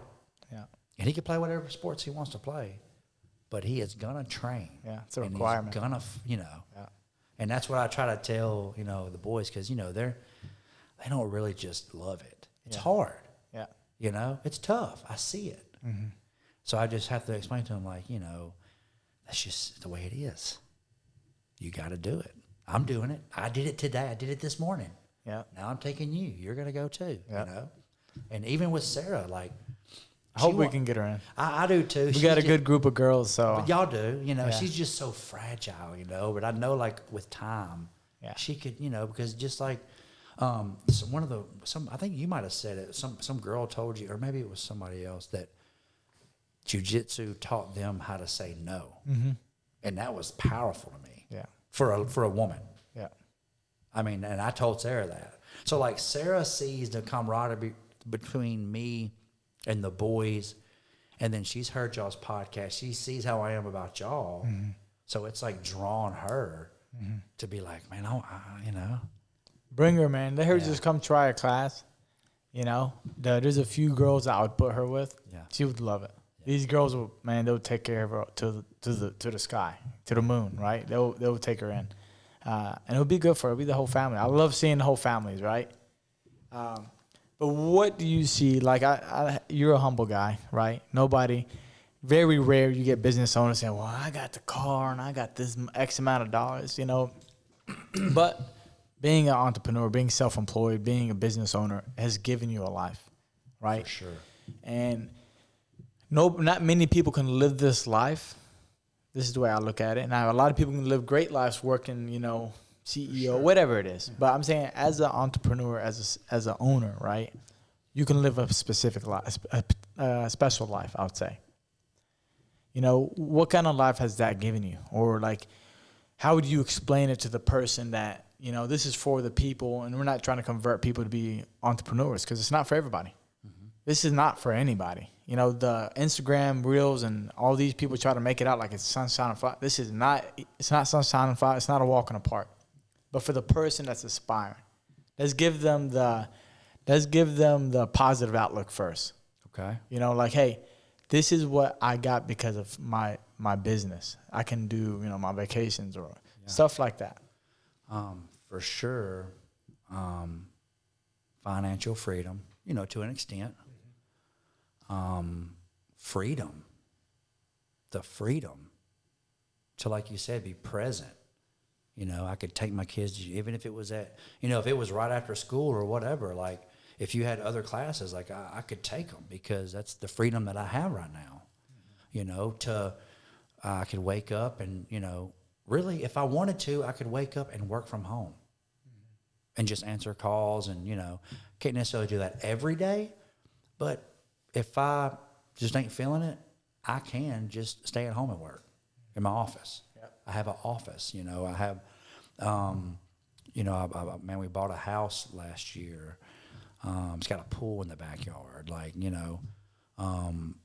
You know, I've had that truck for some years, but I just got Sarah another truck, and I mean, the money part is cool too, you know, but, like, money's not promised, like, it won't be there, you know. But yeah, man, the freedom, that's the biggest thing. Yeah. Being able to be there for my kids. Yeah. For my wife. You know, I'm home every day. Sometimes I go home, you know, 2:00 if I want to, and I'm gonna cook on the Blackstone. Yeah. You know, during the summer, you know, we're swim in the pool. You know, I can answer my phone. You know, not trying to be like, because, like, that could all come to an end too. Yeah. I may have to, like, really step it up again and get back to the trenches. You know what I mean? That's understood as a business owner. Like we know that, right? I have that in me already. Like, it's, you know, I'm prepared to do it again. Yeah. You know, if need be, I will go in here and paint and do these houses myself if that's what I had to do. Yeah. To provide for my family. You know, but right now I've got people, strong guys, that, you know, they want to make money and they are willing to do the jobs for me, man. And I treat them good. You got to treat your people good. Mm-hmm. I mean, because a lot of times people are like, oh, you pay them, you know, but like, man, you got to. Money talks. Mm-hmm. If you want people to stick around and be happy, like whenever when all this, like ice stuff or like, you know, holidays and stuff, I'll pay them. Mm-hmm. Just because, like, man, I appreciate you because I really can't do it without them. Mm-hmm. The way that I, you know, live right now, like I can't be at home whenever I want without these guys. Right. So I have to take care. You have to take care of them. Mm-hmm. You have to be good to people. You have to be willing to open up your pocket. Yeah. And give them some of what you got. Mm-hmm. You know. But but like you said before, man, I you know, I wouldn't. Once you work for yourself, it's hard for you to go back. Yeah. To work for somebody else. Yeah. You know, like a 9 to 5. Oh yeah. It's very hard because the possibilities are endless. There's so much you could do. Yeah. You can literally go sell shoes in front of your store. Yeah. Or whatever. Yeah. Or have people sell them for you. Or, I mean, there's so much you could do. I like you said earlier, like, if I had to, I'd go back to doing, you know, like we know this can, in business, that's what people don't understand, is the risk versus reward. As a business owner, the risk will always be there. Doesn't matter how successful your company is. Anything can come and take it out. This is just the reality, okay? And so when people look and like, man, you have this life, like, all right, put up this X amount of dollars. Go build this company. You know what I'm saying? Or trade spots with me and you financially back it, and then you live the life you want. But that's always in the back of your head. That never leaves the back of my head. There's something I say that I probably shouldn't say when people say like, oh man, you know, you got it going on or whatever. And I'm like, yeah, for now. Yeah. You know? Yeah. I don't know if that's like I probably shouldn't say that, but I just want to remind myself that it could easily be gone. Mm-hmm. So like, I want to be grateful today. Mm-hmm. I want to be grateful for the people that I got. Mm-hmm. I want to be grateful for my kids' health. I want to be grateful that I can bring my, you know, kids to jiu-jitsu, that I could do jiu-jitsu. Right. You know, I want to be grateful that I could, you know, hurt my knee in there and, you know, like not worry about, okay, I mean, it would suck not to be able to walk, of course, to run these jobs, but like I can heal. Yeah. Because I got guys that can work, you know, and that will work. Yep. Because they know I will pay them, you know.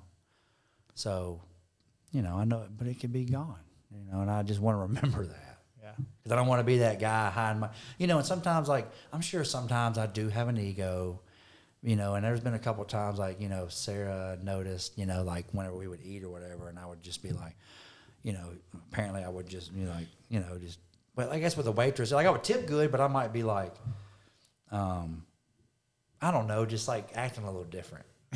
You know, and Sarah like pointed give me a bigger steak, give me that. You know what I'm that. saying? Sarah like pointed out, like, well, you know, you might have acted a little, you know, like, you know. So, but I try not to, man. Yeah. You know, I do want to go on vacations because there is nothing better than that to me is to take my kids, you know, on a vacation, and then you can ask them. And one time I took them back to this beach house twice. Because that was Henry's favorite place. I want to go to the Blue House. It was in Florida on a beach, you know. So they love it. Gatlinburg. I'm taking them to Lake Tahoe in July. I'm taking them to Disney World in like 25 days. Man. Disney World. That's nice. Yeah. That's like my family never did that for me. You know, like not that they wouldn't have. I mean, you know, but they just couldn't. Mm-hmm. We were stuck. Yeah. We were down here. Yeah. You know, so like to be able to do, and even with Dylan, I take him to all that. Yeah. I'm taking him with me because, man, I wasn't able to take you nowhere. So best believe I'm taking him. Yeah. He's right there with me, you know. So that's really why whenever I brought him here with y'all, I just paid for his membership like, man, you know, even though he ain't been back. But I feel like eventually he will. Yeah, I hope so. It'll be good for him. You know, I think he needs to be around some quality people. Yeah. Not that isn't quality. I know there's a lot of quality people there. I'm not bashing, you know.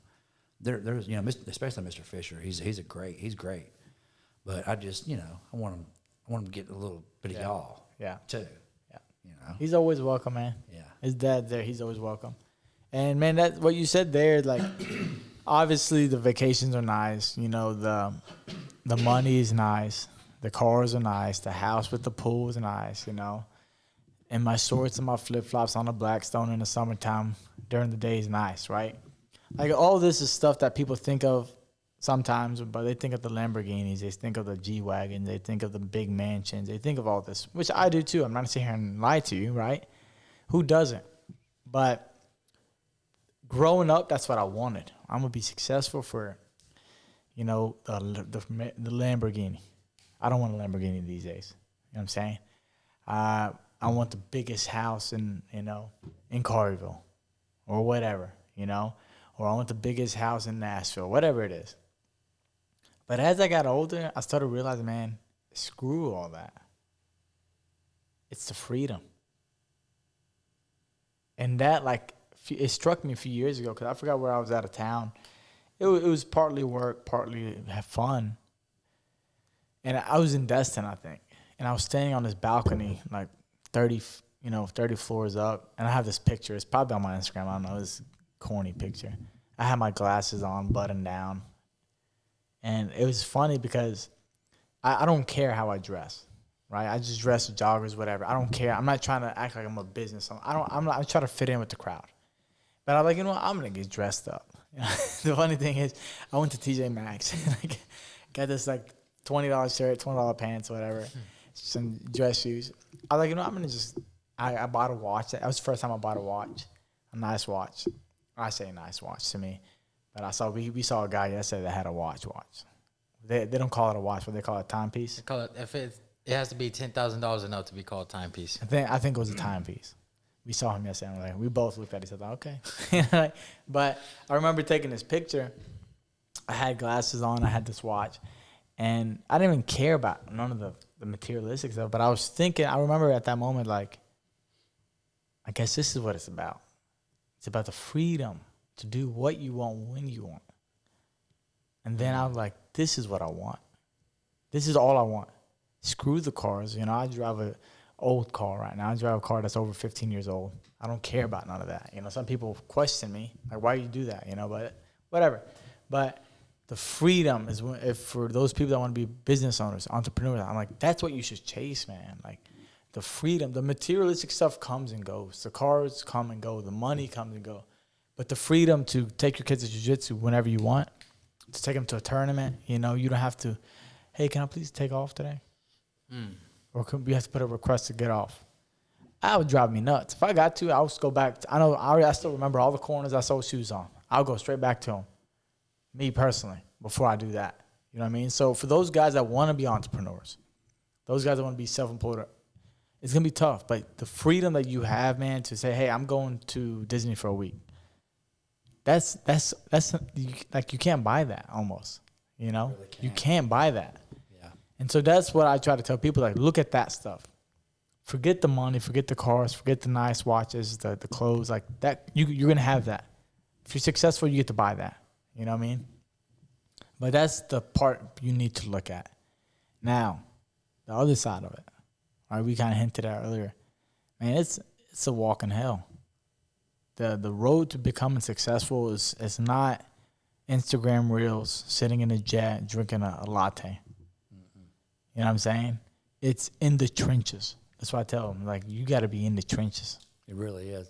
You don't know, like, not depression, but like the impending doom feeling of, man, am I going to have enough money to pay these guys this week? Yeah. That never goes away. Like, if I don't play my cards just right, so it is very tough. Yeah. It's a lot of long, and I've heard people talk about it on this podcast too, like on the fitness one, or the guy that's the personal trainer, his wife. Yeah. You got to have a good, like, if you have a family, you have to have a good wife, a good lady, who is gonna let you do your thing. Sarah never once. What you're just gonna work all night? She never. She knew what I was doing. She knew I was taking us to another level. I really do. She's seen it happening, and she let me do my thing, man. Yeah. See, man, I'm like, what I call that's like a diamond. What you got, that's a diamond, right? And I know a few successful guys that tell me that, and they always tell me like, hey, my dad told me the woman's gonna make you or break you, right? And you're older than me, right? And so our generation is different. So our generation, I told G, I said, you better be careful, boy. You know what I'm saying? Like I'm very selective. Very, like I told you, I analyze everything, you know? And so hearing what you're saying now is like, you don't see that often in our generation. In our generation, like, when are you going to take me to dinner? When are you going to take me to the movies? When are you going to, buy me this purse? When are you going to take me to get my nails done? Or why are you working 42 hours a week? I'm like, bro, 42 hours a week ain't no work. 40 hours a week, that's not working. No. That's part-time. Yeah. These days, that's part-time. If you're really trying to make a change, you know what I'm saying? And so when you get to 80, 90, 100 hours, they're like, they start they're fussing, they're yelling, they're like, you don't care about it. Like, they don't understand, like, you're doing this for them. And I had, like, we had just had the boys. So she, like, man, she just fed them. She did, I just provided the security of, like, and she just did it. So really, like, that's why whenever you talk about, like, you do everything that you do for your honorary family that you're going to have one day, like, I respect that. Yeah. Because that's a whole other level of, like, maturity to me. Mm-hmm. Even though you don't have that now, it's like, that's what you're doing this for, because one day you will. Right. Yeah. So, like, but I had that. So, of course, like, that was a motivator. Mm-hmm. I wanted something better for them. Yeah. Mainly for them. But in the meantime, I've created something better for us, like, and people around me, But it would have been hard if she was not on the same page. Oh, no. It would have, she would have kept it would me have probably down drowned you, Yeah, it would have kept me down here. Yeah. And so... Because I would have been trying to worry about pleasing her versus just strictly focusing on doing what I had to do. Do you think, how important did she play as a role allowing you to accomplish what you want, right? You kind of just hit on it. And what would you say, like, do you think you would have been able to accomplish it if she was not as supportive? It's hard to say that because I wasn't. She was there when I did it.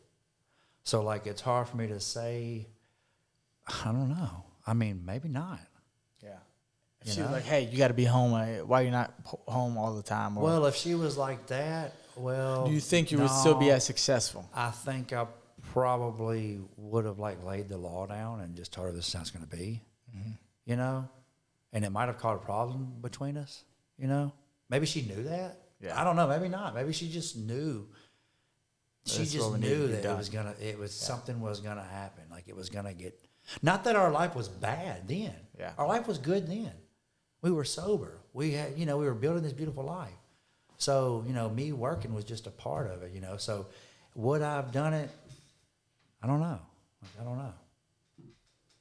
I think I would. Like, if she was still, like, I would have just told her, like, dude, look, this is an opportunity for us. I just never had to explain that to her. Mm-hmm. Yeah. But if it would have been a problem, I mean, I don't know.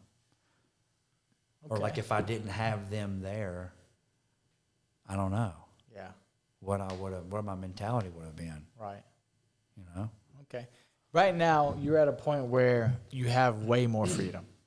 Okay, but starting off, obviously, it was in the trenches. You're working 67. No freedom, yeah. There's no freedom. It's just work.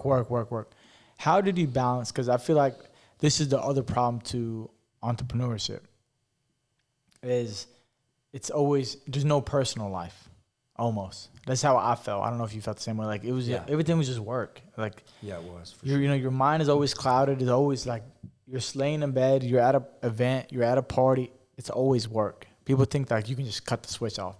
No, it's how am I going to pay the bills? How am I going to get this new project? How am I going to pay for this project? How am I going to get paid? How am I going to pay? How am I going to feed the family? Like, this never ends. How did you balance? Let's talk back then, because now when you have freedom, it's whatever. It's easy. But how did you balance that back then? Your personal, your business life. Like, how did you make it work? Because that's very hard to make happen. You know. Maybe. I don't know, man. I guess the fact that we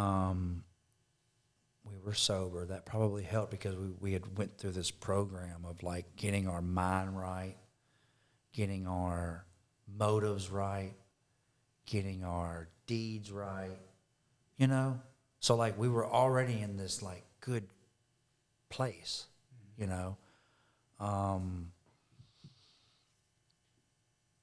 But I would still like try to go out to dinner and stuff. Like I had moments where I was able to, I guess, save the relation, like at home, you know? Yeah. But there was no like vacations. There was none of that. It's man, there really wasn't balance. It was just doing what had to be done. Yeah. Like that's it. Like I had to do it. I had to keep going. I had to keep going, you know? And so maybe there wasn't much balance, but things weren't bad at home. It's just, there was nights I worked late. Yeah. You know? So we didn't really see each other. Yeah. Just for just a moment. You know? You got a good woman, man. Yeah, I do. That's why I married her. Yeah. You know, I married her. So, you know, and like she drove around in like a little Kia, you know, and I just recently got her a new ride, like, you know, so it was like we went without. We went without. We just went without. Yeah. You know, I bought me a new truck because I needed a good, reliable vehicle to get around to these jobs, you know. But she would never once. I want a new, you know. So, you know, I got her a new ride, man. She was a trooper. Yeah. So I spoil her now, you know. Like I give her, you know, not to put her, you know, but she done so much that I like literally, man. I give her like a paycheck, man. This, you know, this is just for being, you know, because she don't work. Yeah. She just takes care of the house and takes care of me, you know. That's cool, man. It is. To me, that's like a lot of people like, oh, you pay your old lady. Like, man, look, man. Yeah. What she needs to have her own money. Yeah. She needs to feel, you know. Yeah. So like, you know, and it was worth it because, you know, she appreciates it. She's, you know, it's great. It's great having a good teammate. Mm-hmm. You know what I mean? So that's. Well, you said that powerful, man. Yeah. That's strong, man. So like, what you have there is like the dream. Not everybody has that same dream, but like for me, that's a dream, right? So I'm glad I'm around you, right? That's the way I look at it, like hanging around guys like you because you motivate me, you inspire me. You know what I'm saying? So like, God bless everything you got going. I'm gonna make sure to say that, like God bless you and give you more on that. But man, you know that. These days it's hard to come across that. And some people are like, Mo, this, like you just always talking negative about it. It's not like not all women are bad. Don't get me wrong, right? But there's a difference between entrepreneurs relationships and normal people relationship. Because the entrepreneur relationship is not normal. And what you just said now about how you spoil her, I watched something on this yesterday. And this person was talking about like being with the entrepreneur, being with this, you know, it's this person that's always striving to be the top. It's hard to be around these people. So it's hard to have a relationship with a person like you, you know, which is surprising to see you and your wife together, you know, for a long time. Because at first you have nothing, like you said. There is nothing, you know, and nobody's down for the ride. A lot of people say they are. You know, they might be down for the ride a year, 2, 3, 4, 5, and then you see divorces. If you notice with a lot of people, right? Successful people, I've seen a lot of divorces after 5, 6 years or when the kids grow up, right? And so, and this person said the entrepreneur is not the first few years. It's the aftermath. Then they start, you know, like you said, the new car, the spoiling, the taking care. That's the life of an entrepreneur. You know, people think the life of an entrepreneur is just hey, get with this entrepreneur and it's just purses, pedicures, manicures every weekend. You know what I mean? So that's powerful, man. That's very motivating, and that's cool to see. Yeah, it's a dream, man. That's really cool, man. Sometimes, really I mean, cool. I really daily, I'm like, just compared to where I was, and not that I'm like anything special now, but I mean, You are. Quit. yeah, I Quit. mean- So you keep doing this thing. yeah, I know, but like, I just, but there's a lot of people that are like that. Yeah. You know? Yeah, it is. There's a lot, but There's people that are way better and way, hey, you're being humble, which is a good thing. But like we said, yeah. you earned it, bro. Don't. I'm grateful. Yeah, don't knock it. Be grateful, but Yeah, don't I'm knock it down. You know, like I said earlier, there's people like we've both came from hardships. The journey was tough, but there's people who make our journey look easy, as tough as we think so, right? They will make it look easy, right? There's people living in tents right now. There's people, there's people with no parents, no bloodline. Everybody's been dead. There's no food to eat. There's all over the world. Yeah. You know what I'm saying? So everybody has their battles. Everybody's fought their battles. Everybody's had their own journey, but don't deny your own. Yeah. You know what I'm saying? And I think that's what's probably helped you become successful, and God willing will keep you successful. Yeah. As you keep it on, like, you're trying to stay almost neutral, like, hey, it can be better, or I'm still an idiot. Yeah. Or there's people that have had it worse. We know that. I see it every day. You know what I mean? Today I just drove by. There was like off of Summer, you get off the interstate, and there's just like a village of homeless people. Yeah. I used to have a store out there. I'm like, wow. Yeah. And that's a reminder. Life it's tough, man. Yeah. Some people got tough lives. Man, life is tough, man. It is. It's a fight every day. Yeah, it is. It's a job every day, but it's people like you. It's people like Gio, good people. That will make it better. And I've said this day in and day out. It takes warriors. It doesn't take, male or female, because male and female these days, we don't know what that is. You know what I mean? Yeah. It takes men. Yeah. It takes warriors, right? Now, women play the role. It's not like some people are like, well, why are you always leaving the women out? Like you said, women play the role. Your wife play the role of, hey, taking care of you, the kids, taking care of the household, right? If we can go back to that, we'll have a better society. Well, we won't go back to that, But let's talk about the men. It takes men. It takes warriors to make our society better. It takes warriors. It takes men to make our community better, our country better. Real men, real warriors, right? And so if we have that mentality and we hang with guys with that mentality, we're going to get stronger together. And so the more we feed off each other, the more we can accomplish. Because now we're giving off our energy, which attracts more of that. And now we can build a machine. We can build our own community. And our own communities can get big enough, which can help communities at a bigger level.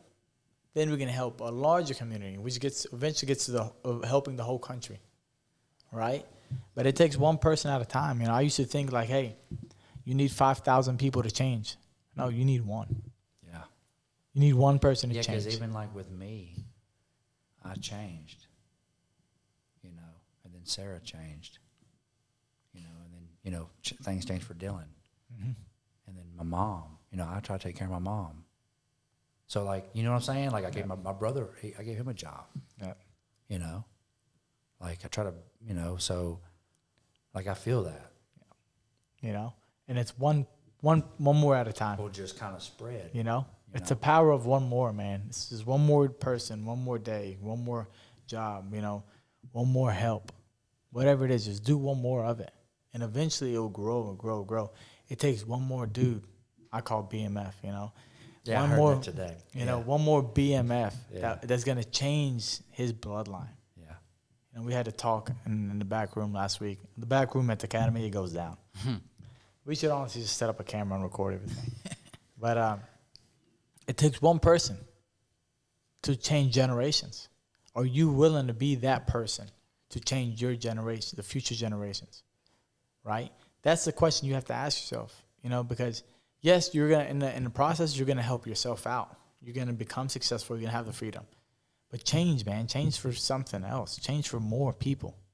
You know what I'm saying? Change for your kids, right? Because your kids are gonna follow your path. If you're a jerk, your kids gonna be jerks. You know, so be the BMF that will change history for generations to come. You know, change community for generations to come. Be that one person. It's not easy, you know, but the only way to do it is to sharpen your sword every dang day. You know, every day you need to get up and you need to work. You know, I've said it before. Rent is due every day for success. You have to pay that rent every day. It's not at the end of the month. You know what I'm saying? It's every single day you have to get up and pay that. And then we'll start seeing change. It's not easy. It's hard. It's mind, you know, it's mental draining. It drains your mind. It drains your body. It drains everything. But it's worth it. It's rewarding. It's rewarding. After it's said and done, it's rewarding, man. And I tell people, like, that's the goal we're here for, is to help. You know, but you can't help if you're not a real man, if you're not a warrior. Yeah, you can't help if you don't help yourself. You can't. You know, you have to sharpen yourself every day. Yeah. Every day. You know, work out. You know, I will say this. You say you stopped waking up at 5 a.m. Go back to it, man. Yeah. Go back to it. I mean, I kind of do, but, you know, it's... You know, there's more you can do. You're still young. Yeah. There's more you can do. Yeah, and I did start, like, you know, because even, like, with the goal stuff y'all were talking about, like, I was like, man, I ain't made goals in a while. Yeah. Started reading books. Yeah. I lost, you know, my goal was 5 pounds. I lost, like, 15 pounds. I remember we talked about this because you're like, Heck yeah. you came to me, you're like, I don't know what to say. I said, 5 pounds. Do it. Yeah.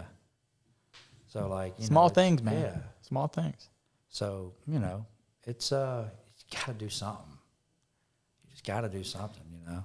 You got to move the needle. And man. it is easy to get complacent whenever, you know, you get kind of successful, you know. Mm-hmm. Don't say, quit saying kind of. Well, you know, when you see success, when you become when successful. when you get successful, it's easy to get complacent. Yeah.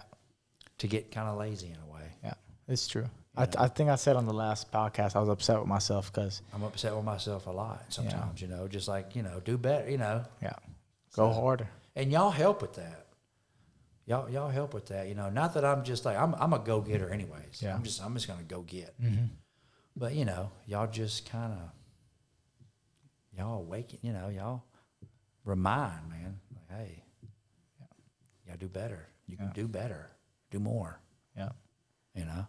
That's my goal, man. If I can get one more person to do one more thing, if I can motivate that person, turn into discipline, right? Motivation only lasts so long.